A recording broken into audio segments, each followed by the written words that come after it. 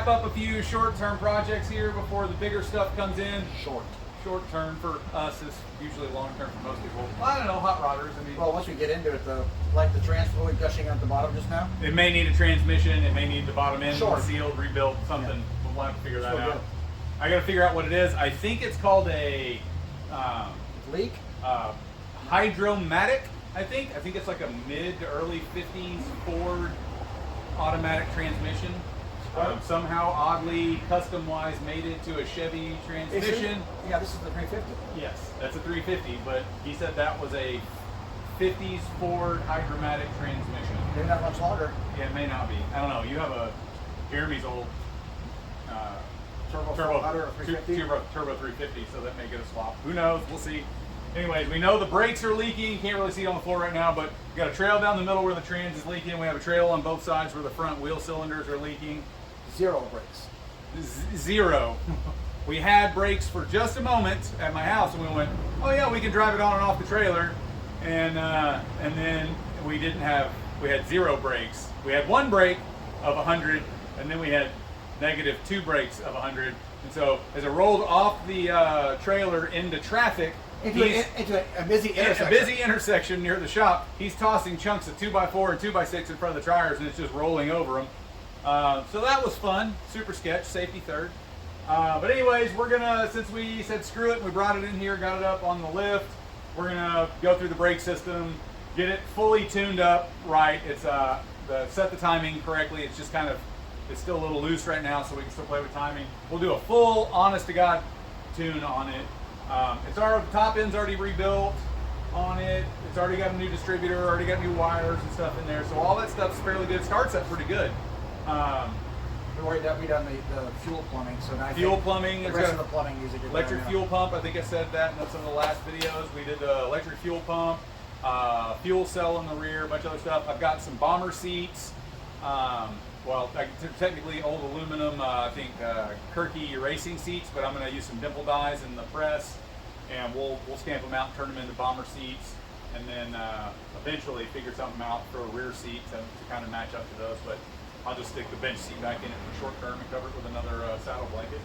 That looks fine. So a little bit in there, and who knows what we're going to find with the master cylinder and the brake system. So it may just be an all new brake system, maybe. Or it may be a rebuilt brake system. I'll have to get on the interwebs and find out what is or isn't available. I don't know. The problem is a single pot brake system that's super. Yeah, I mean it's 70 years old. Yeah, the master cylinder definitely needs to get swapped out into a dual pot. 70, 80. Let's see. It's a 83-year-old, 82-year-old, no, 84 or 5-year-old car and brake system. So, yay! At least in the front. No, it's 68. It's 75. Yeah, not 35. 75. Math. You do the math. It's 48. Numbers. Whatever. Yeah. Like we're both good at math on a computer. Just physics. So, anyways, like I said, tidy all this stuff up, get the loom on it, get it pretty, and then since we said screw it and went ahead and brought it to the shop, I'm probably gonna do a light scuff on all this. This is cool, nice concept here for this, but I'm probably gonna just go ahead and do a light scuff on it and then shoot it with real 2K paint. I recall when we did this, and it was super duper hot and you made us do it. Yeah. But now you're just gonna totally redo it. No, well, it needs to be sealed up. It needed to be sealed up because it was almost bare metal. And because it was Arizona car and they'd stripped a bunch of it off already, so it would be. I recall sanding on it. It would be interior. All right, you don't have to sand any of this. You're correct. This paint he doesn't have to sand. I've already sanded this damn car. I know. This paint you don't have to sand. You have a YouTube video. I do. You sanded it like this. I did, and then I actually. And then it fell off and sanded your foot. It escaped me. So anyways, that's what we're doing with this. I'm gonna kind of just make it drivable. I mean, it goes into gear, it moves under its own power more than we would like since it doesn't stop under its own power. So yeah, we'll show you some stuff once we figure out what's available in the time of COVID's on the interweb for order. Because who knows, we may be rebuilding what's there, or it may just be replacing it. I don't know what parts are available or not. So, anyways, that's what we got. You've seen the rest of it, and as we go, we'll show you. Because it's leaking. Yeah, it is leaking a lot. It will not, this is be a fitting. This is the Hansel and Gretel trail. So it starts all the way over there. It's all over the back of my trailer. Drip, drip, drip, drip, drip, all the way into here. And then drip, drip, drip, follow it. Oh, there's more drips over there. Oh wait, more drips over there. And then, yeah, it goes down to where it's pouring out of the transmission. So right And wheel cylinders, you can see they're just shot. You can see it pulling up at the bottom there too. So anyways, like I said, just a reminder, small block Chev and all that fun stuff. Yeah. So another day at Two Duke's garage. The lift, which we had questions about, hasn't failed to fail. That is the hydraulic line. Luckily we weren't under it when it went, but yeah, It was impressive. it was impressive. So I'm assuming there's going to be 4 gallons of shit on the floor in the morning, but there we go. Yeah. Sneezed, I got the Rona. So, bit of a fiasco from when we did the intros, having it up on the lift. The hydraulic line right there busted and sprayed hydraulic fluid all the way against the ceiling, all over the car. You can still see we tried to clean it off with whatever we happen to have, some Dawn detergent, some toilet bowl cleaner, water hose that was too short, a bucket, and a floor mop. So that's it's nice and slick. We did that. Nice sheen. It's got that good sheen to it. We put that shine juice on it. By the way, hydraulic fluid, very expensive shine juice, just in case you're wondering, because it usually requires the repair of a lift. Anyways, so we did that. We ripped out what was left of the interior, which was just the front seats and carpet. Most of the rear interior and headliner stuff had already been removed. Got down here, put some rust treatment on the floors. There are some patches that are going to need to happen over here, and this is an old, like, I don't know, stop sign or like barn siding or roofing tin. Yeah, it's but it's there, so we're going to leave it. Something interesting, if anybody didn't know, floor pans are removable so that you can access parts underneath, like this, so we can remove the master cylinder, because we're going to replace the master cylinder, so that panel can come out. And that'll make life much, much easier. So that's pretty cool that they actually have removable floor pans in these things that are designed to be. That's your theory now. Well, I mean, they're bolted in. They have factory bolt holes. So surely that means they were designed to come out. I mean, whether or not we can get it out without absolutely butchering the butchery there is another question. But we rubbed some rust converter on this. There is some pitting and stuff along here, but for the age of this car, it's not too bad. There's one patch panel, like I said, over here that bring it in. You can see there's some holes and stuff in it.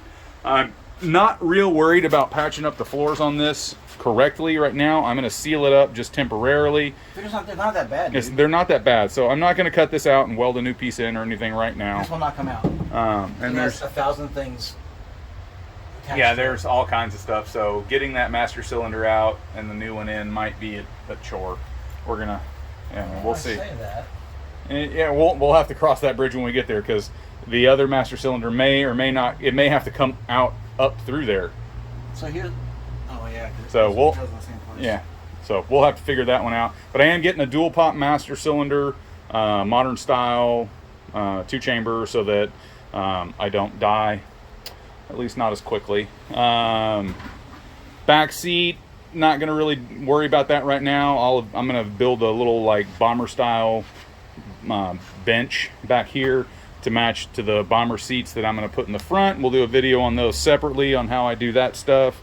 Got a whole bunch of trim and everything back here. Still don't know exactly what I have or what I will or won't put back on here. Anywhere I don't put trim back on, I'm gonna go through with some rivets and rivet this in, and probably airbrush some like little rust stains coming off of it, so this thing looks like a, because it will get repainted, but it's still going to get repainted to look like a bomber, so, or a fighter plane, so that's still going to happen.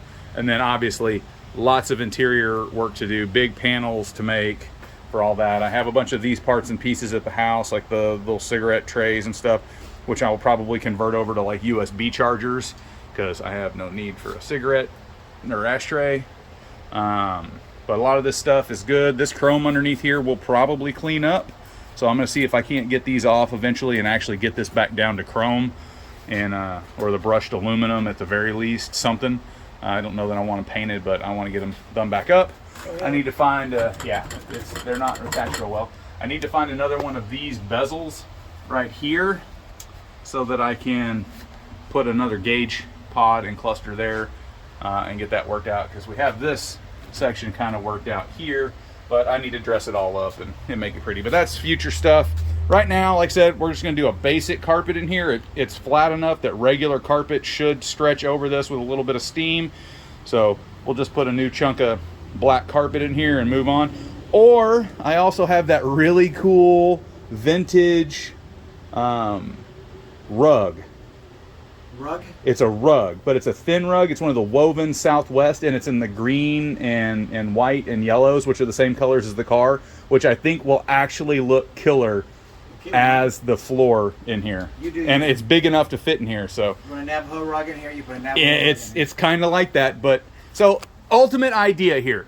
So this is the plan for the interior, is to make this so like Howard Hughes type, you know, shortly after the war, you got your new hot rod airplane left over from surplus. Insane. Yeah, he was already insane. So yeah, it's perfect. It matches the themes carrying over here. Yeah. But kind of a Howard Hughes, like, let's upgrade a fighter plane into my little private, you know, hot rod plane. So it's going to be bomber seats in aluminum, but the bomber seats are going to have a really cool, like, old smoking chair leather in them.